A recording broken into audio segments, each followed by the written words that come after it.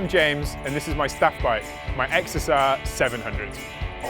So I wanted to buy something that was reliable, but still fun, a little bit aggressive, and something that I could be a bit of a hooligan on sometimes.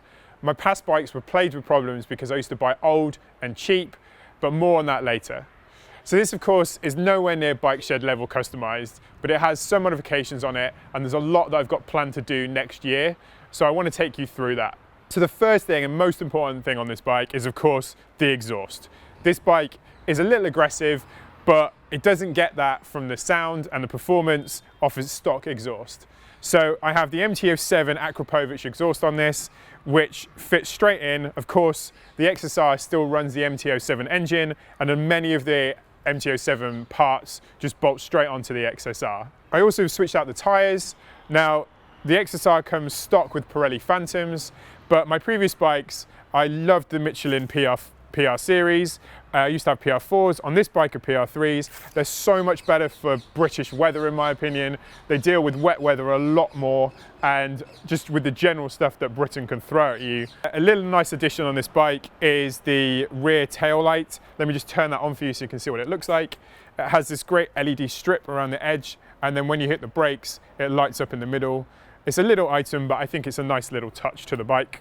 Next up, I wrapped the tank. Now this bike was the Kenny Roberts yellow colours, which I actually loved, but in London it was a bit of a beacon for bike thieves, so I wanted to go more stealth, and as people know at the bike shed, I'm a little bit of the office goth, so I think it fits in with my style a little bit more.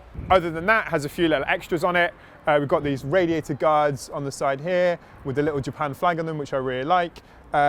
Few little frame fillers, and then a paddock stand R&G bobbins at the back. Now, as I said, I really want to customize this fully, so let's go through what I'm going to be doing next year. The first thing, and the elephant in the room to everyone who's either owned this bike or looked at one, is of course this bucket on the front. I'm not quite sure why Yamaha decided to make a bucket for a headlight, but this needs to get switched out as soon as possible. A lot of people go for the JVB, which is a really nice headlight. I know Ross put the JVB kit on his bike, but being a bit of a tech nerd, I want to put an adaptive headlight on the front. For those of you who don't know what an adaptive headlight is yet, basically as you lean the bike, the light stays flat. If you know when it's dark at night and you lean, the light goes with you, and it's a little bit of tech wizardry to make sure the legs stay flat. I think it's cool, so I'm going to put one of those on the front. Now at the rear of the bike we need to do quite a lot, as you can see. So the first thing is I want to get the EvoTech tail tidy. So this will take off this entire mudguard section here, but actually leave the tail light. They've got a nice little setup that leaves the tail light on it. And one thing I really like about the XSR is it's really modular. So when I wrap the tank, for instance, you can literally just take off the sides and then screw them back in again. And it's the same with the rear. This rear loop is just 4 bolts, comes straight off. And there's a number of different seats that Yamaha offer, although Down and Out have started prototyping seats for the XSR. And there's one that I've got my eye on, which is really nice. I think Dan might show it up now. So Down and Out, can you please hurry up and make your prototype into a real seat so I can buy it and put it on the bike? Now, other than those two main things, what I also want to do is black out the entire bike. Anything that's silver on this bike, levers, little brackets, even just little foot pegs, etc., needs to be black. And of course at the front here, this mudguard is so big, it needs to get cut down, and we need to replace the bracket with a black one as well. Other than that, I think we need to swap out the shock as well. The shock, you know, they've obviously made it on a budget. It's pretty decent, but it's not quite up to scratch. I saw Ross had a really, really good time with Hagen, where they measured it for the bike and measured it for his weight. So I'm definitely going to get the same thing done with that. So as I mentioned earlier, the reason why I bought the XSR700 was I had a pretty checkered past on bikes. I started riding about 5 years ago, and I bought a CBR 125 as my first bike. And as I rode away, the speedo cable snapped, which probably was an omen for the amount of problems on that bike that I actually had to go through. It was a complete pain. It spent more time in the garage than it was worth.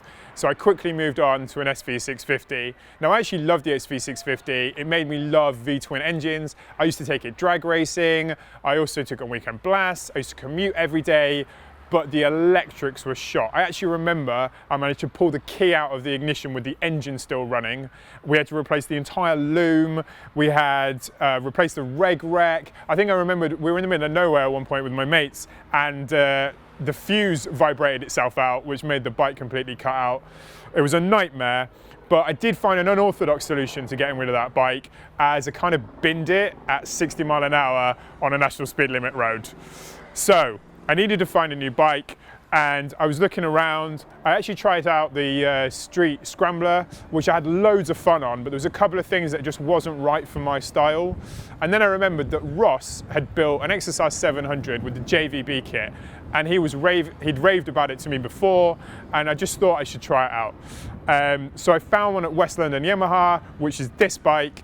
I procrastinated on a bit, but I kept talking to Dan about it, and eventually Dan just made me put the deposit on it, and then I went and picked it up soon after that. So I've had this bike 6 months, and I haven't looked back. I commute to work on it. I have taken it on weekend blasts. It's great fun. But one thing it's enabled me to do is that my parents live in the Scottish Highlands, and I've driven the route in Scotland so many times, and I've always wanted to ride it, but I've never had the confidence on my previous bikes, as you can imagine, to do it. So this year, my girlfriend and I decided to make the trip up, and we rode all the way up to the Scottish Highlands, and enabled me to finally ride those roads. If you haven't ridden Scotland yet, and you want to kind of like start a motorcycle trip, then you must do it. It was so much better than I imagined. It was great fun, and this bike didn't even miss a beat. It was just great. So if you've managed to watch this far, then the only reason you're probably sticking around is just to hear the bike start up. So let's start it up and give you a chance to hear it.